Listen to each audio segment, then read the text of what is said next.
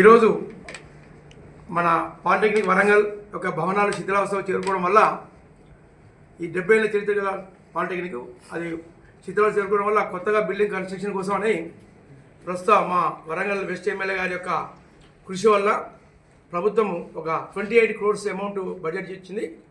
ఇవ్వడమే కాకుండా బిల్డింగ్ యొక్క కన్స్ట్రక్షన్ పనులు మొదలైనాయి. ఇప్పుడు దాదాపు ఫస్ట్ ఫ్లోర్ స్లాబ్ వేయడానికి రెడీగా ఉంది. ఈరోజు ఎమ్మెల్యే గారు ఆ యొక్క సైట్ విజిట్ కోసం వచ్చారు.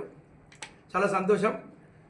సారు వెంటనే ఎమ్మెల్యే కాగానే 2024లోనే మనకు ఇనిషియేటివ్ తీసుకొని ముఖ్యమంత్రి గారికి ఒక లెటర్ ఇచ్చి ఒప్పించి తేవడం అనేది నిజంగా మా 2000 మంది పిల్లలు 150 మంది స్టాఫ్ తరఫున నేను ఎమ్మెల్యే గారికి, గవర్నమెంట్ ఆఫ్ తెలంగాణకి, ముఖ్యమంత్రి రేవంత్ రెడ్డి గారు కూడా హృదయపూర్వకంగా నమస్తే చెప్తున్నాను.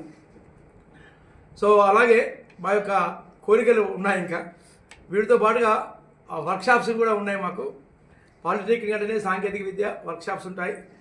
ఆ వర్క్షాప్స్ అంటే క్లాస్ వర్క్ అయితే బాగానే ఉంది, ల్యాబ్స్ బాగానే కొత్తగా వస్తుంది. కానీ ఆ వర్క్షాప్ ఈ కొత్త ఉన్న బిల్డింగ్ వెనకాల వర్క్షాప్స్ ఉన్నాయి.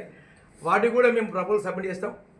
అలాగే వాటికి కూడా బడ్జెట్ శాంక్షన్ చేసి మొత్తం టోటల్గా కొత్త ప్రెమిసెస్ వస్తుందని నేను ఎమ్మెల్యే గారికి ఈ సందర్భంగా మనవి చేస్తున్నాను అండ్ ఆశాభావం వ్యక్తం చేస్తున్నాను. తప్పకుండా రావాలని.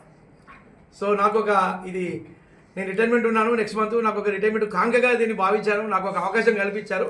దీనికి కారణము ఎమ్మెల్యే గారు యొక్క ఆశీస్సులు అయితే దానికి ముఖ్యంగా ప్రోత్సాహం వచ్చింది మీడియా మిత్రుల వాళ్ళనే. మీరు ఈ యొక్క బిల్డింగ్ యొక్క స్థితిని కరెక్ట్గా ప్రొజెక్ట్ చేయడం వల్ల అది గవర్నమెంట్ దృష్టికి పోయింది. కాబట్టి మీడియా మిత్రులు కూడా ఈ సందర్భంగా నేను మనస్ఫూర్తిగా నమస్కరిస్తున్నాను. Thank you all friends. Your support must be there for all through the college, to all the principals, whoever may be on the chair. Thank you very much, sir. Thank you. Okay.